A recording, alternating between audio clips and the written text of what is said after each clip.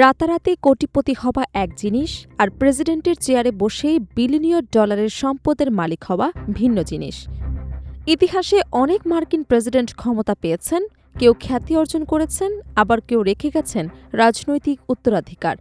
কিন্তু ক্ষমতাকে এত বড় আর্থিক সাফল্যের রূপ দেওয়ার নজির খুব কমই দেখা গেছে। নতুন আর্থিক তথ্য বলছে, দ্বিতীয়বার হোয়াইট হাউসে ফেরার পর মাত্র 1 বছরেই ডোনাল্ড ট্রাম্প আয় করেছেন প্রায় $2.2 বিলিয়ন। প্রশ্ন উঠছে, এই অভাবনীয় সম্পদের পেছনে কি শুধুই সফল ব্যবসায়িক কৌশল, নাকি প্রেসিডেন্টের ক্ষমতাও রেখেছে গুরুত্বপূর্ণ প্রভাব? সেই প্রশ্নের উত্তর খুঁজতেই আজকের প্রতিবেদন।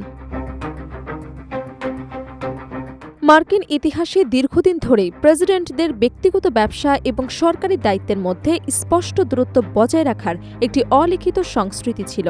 সাবেক president Harry Truman white house ছাড়ার পর সামান্য পেনশনেই জীবন কাটিয়েছিলেন, আর জর্জ ডব্লিউ বুশ প্রেসিডেন্ট হওয়ার আগেই নিজের বিনিয়োগ ব্লাউন ট্রাস্ট-এ হস্তান্তর করেছিলেন, যাতে সরকারি সিদ্ধান্তের সঙ্গে ব্যক্তিগত স্বার্থের সংঘাত না ঘটে। কিন্তু ডোনাল্ড ট্রাম্পের ক্ষেত্রে দেখা গেছে সম্পূর্ণ ভিন্ন চিত্র। 2025 সালে বাধ্যতামূলক আর্থিক বিবরণী অনুযায়ী দ্বিতীয় মেয়াদে প্রেসিডেন্ট হিসেবে দায়িত্ব নেয়ার প্রথম বছরেই তিনি অন্তত $2.2 বিলিয়ন আয় করেছেন। ইতিহাসবিদদের মতে, হোয়াইট হাউসে দায়িত্ব পালনরত কোনো মার্কিন প্রেসিডেন্টের জন্য এত বড় ব্যক্তিগত আয়ের নজির আগে কখনো দেখা যায়নি। এই আয়ের সবচেয়ে বড় উৎস ক্রিপ্টোকারেন্সি খাত।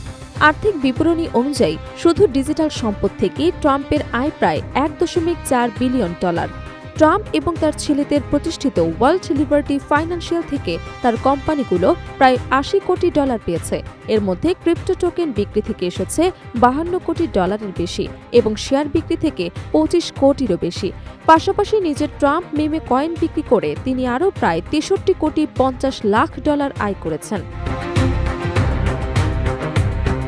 মাত্র 1 বছর আগের তুলনায় এই খাতে তার আয় প্রায় 9 গুণ বেড়েছে। রয়টার্সের হিসেব অনুযায়ী দ্বিতীয়বার ক্ষমতায় ফেরার পর থেকে ট্রাম্প পরিবার ক্রিপ্টো সংশ্লিষ্ট বিভিন্ন উদ্যোগ থেকে অন্তত $2.3 বিলিয়ন আয় করেছে। সমালোচকদের দাবি, ট্রাম্প প্রশাসনের বেশ কয়েকটি নীতি এবং উদ্যোগ ক্রিপ্টো বাজারকে সরাসরি উৎসাহিত করেছে, ফলে সরকারি নীতি নির্ধারণ এবং ব্যক্তিগত ব্যবসায়িক স্বার্থের মধ্যে সীমারেখা অস্পষ্ট হয়ে পড়েছে। তবে হোয়াইট হাউস এসব অভিযোগ প্রত্যাখ্যান করেছে। মুখপাত্র অ্যানা ক্যালির দাবি, প্রেসিডেন্ট তার পরিবার কোনো ধরনের স্বার্থের সংঘাতে জড়াননি এবং প্রশাসনের প্রতিটি সিদ্ধান্তই মার্কিন জনগণের স্বার্থে নেওয়া হয়েছে। ক্রিপ্টোর পাশাপাশি ট্রাম্পের গলফ কোর্স এবং বিলাসবহুল রিসোর্ট থেকেও আয় বেড়েছে উল্লেখযোগ্যভাবে। 2025 সালে এই খাত থেকে তার আয় 15% বৃদ্ধি পেয়ে $50 কোটি ছাড়িয়েছে। ফ্লোরিডার মার এ লাগো রিসোর্টের প্রায় 1 বছরে $5 কোটি থেকে বেড়ে $7 কোটি 70 লাখ পৌঁছেছে। একই সময়ে ওয়েস্ট পাম বিচ গলফ ক্লাবের আয়ও উল্লেখযোগ্য হারে বৃদ্ধি পেয়েছে। এছাড়া বিভিন্ন সংবাদ মাধ্যমের সঙ্গে আইনি রফাদফা থেকে $8 কোটি বেশি এবং বিদেশে তার ব্র্যান্ড ব্যবহারের অনুমতি দিয়ে আরও $5 কোটি 20 লাখ আয় করেছে ডোনাল্ড ট্রাম্প। যদিও আবাসন ব্যবসার আয় আগের তুলনায় ধীর গতিতে বেড়েছে। একই সঙ্গে আর্থিক বিবরণীতে চার্লস শোয়াব ব্যাংক থেকে $5 কোটি বেশি ঋণের তথ্য উল্লেখ করা হয়েছে, যদিও সেই ঋণের উদ্দেশ্য প্রকাশ করা হয়নি।